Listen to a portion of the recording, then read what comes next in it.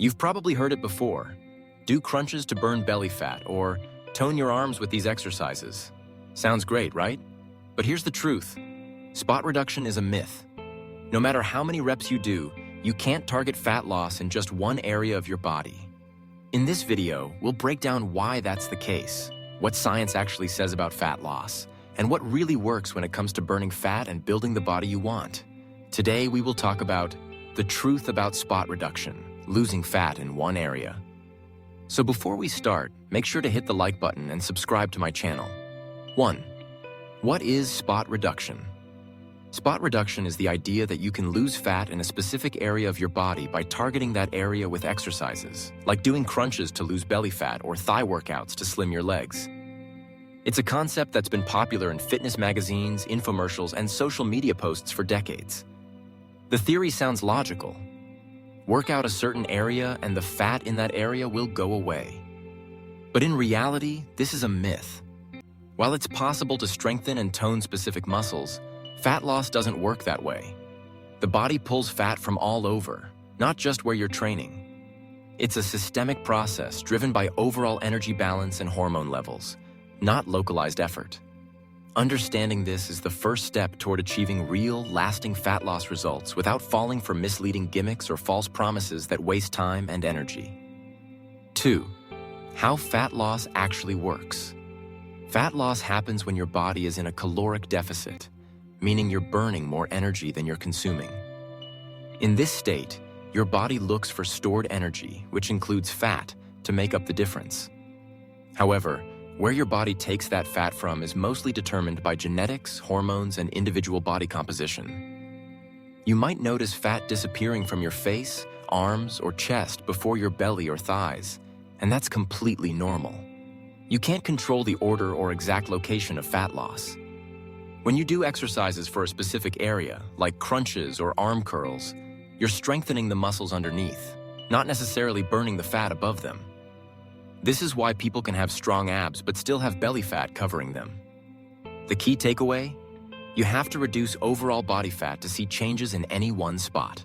3.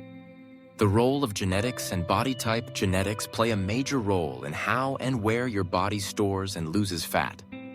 Some people naturally carry more fat in the abdomen, hips, thighs, or arms.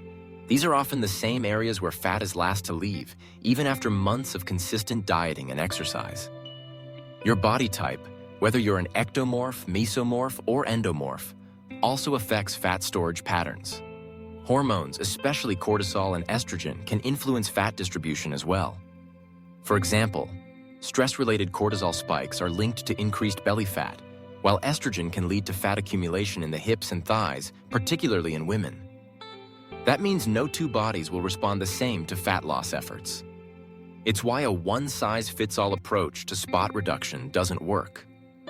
Instead, focus on sustainable strategies that support overall fat loss, while understanding that patience and persistence are key for long-term changes.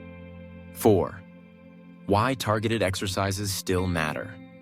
Even though targeted exercises won't melt fat from a specific area, they still serve a valuable purpose. When you work a muscle group, like doing squats for your glutes or crunches for your abs, you strengthen and tone the muscle underneath the fat. This creates a firmer, more sculpted appearance once the fat is reduced through proper diet and cardio. For instance, someone doing abby workouts daily might not see a flat stomach unless they also reduce body fat overall. But once they do, those strong abdominal muscles will start to show.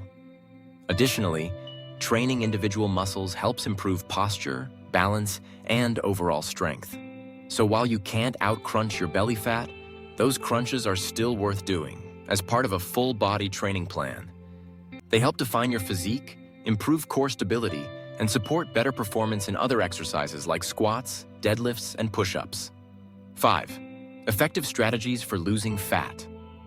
The most effective way to lose fat anywhere, including stubborn areas, is by combining 3 key elements: caloric deficit, consistent strength training, and cardiovascular exercise. A caloric deficit can be achieved by reducing food intake, increasing activity, or ideally both. Strength training helps preserve muscle mass while in a deficit, preventing the skinny fat look and boosting metabolism. Full body routines that engage multiple muscle groups like squats, deadlifts, push-ups, and rows are especially effective. Cardio, whether it's low-intensity steady state, LISS, like walking, or high-intensity interval training, HIIT, helps increase calorie burn and improves heart health. Most importantly, these components must be maintained consistently over time. No fancy gadgets or 10-minute belly blaster workouts will outdo these fundamentals.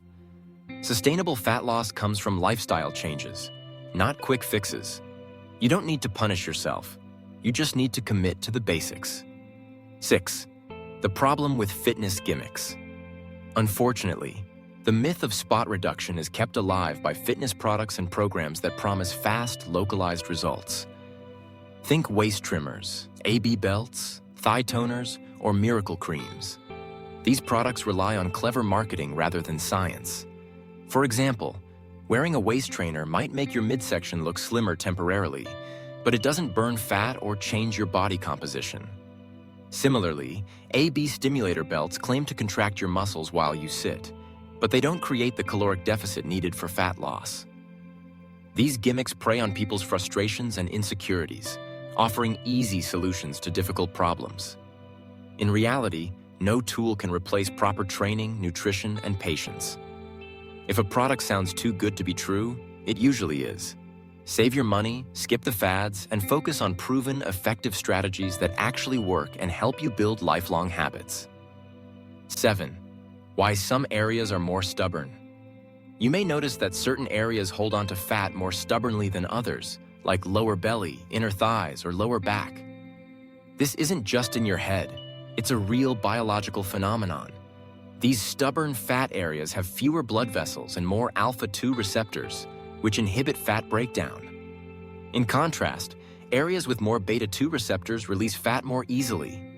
This difference in receptor distribution makes certain zones resistant to fat loss, even when you're doing everything right. The solution? Stay consistent with your overall fat loss strategy and give it time. Often the first few pounds come off quickly, but the last few pounds, especially from stubborn areas, take longer. You might be closer to your goal than you think, but patience is crucial.